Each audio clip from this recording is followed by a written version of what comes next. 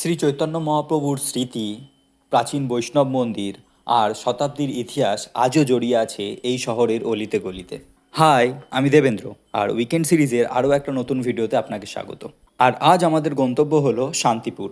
তাহলে শিয়ালদা স্টেশন থেকে সকাল সকাল শান্তিপুর লোকালে করে মাত্র 2 ঘন্টায় পৌঁছে যান শান্তিপুর স্টেশন, এবং স্টেশনের বাইরে থেকে একটা টোটো বুক করে প্রথমেই চলে আসুন শ্রী শ্রী অদ্বৈতপাদ মন্দিরে। 500 বছরেরও বেশি পুরনো এই মন্দিরটি শ্রী অদ্বৈত আচার্যের বাসস্থান হিসাবে পরিচিত, এবং এই মন্দিরে শ্রী চৈতন্য মহাপ্রভুরও আগমন ঘটে।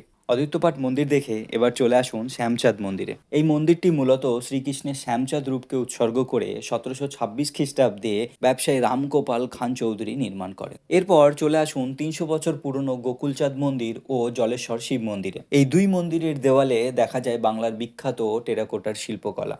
এরপর একে একে দেখে নিন শান্তিপুরের বড় গোস্বামী বাড়ি, ছোট গোস্বামী বাড়ি ও রাধামদন গোপাল মন্দির। এরপর লাঞ্চের জন্য চলে আসুন শান্তিপুরের ফেমাস ভোজবাড়ি রেস্টুরেন্টে। রেস্টুরেন্টটি যেরকম সুন্দর সাজানো, খাবার কোয়ালিটিও ততটাই ভালো, আর দামটাও আমার ঠিকঠাক রিজনেবল মনে হয়েছে। এরপর লাঞ্চ করে বিকেলের ট্রেনে রওনা দিন বাড়ির উদ্দেশ্যে। আর এই শান্তিপুর আসার সব থেকে ভালো সময় হলো রাস পূর্ণিমা। তাহলে একদিন ঘুরে আসবেন নাকি এই শান্তিপুর থেকে?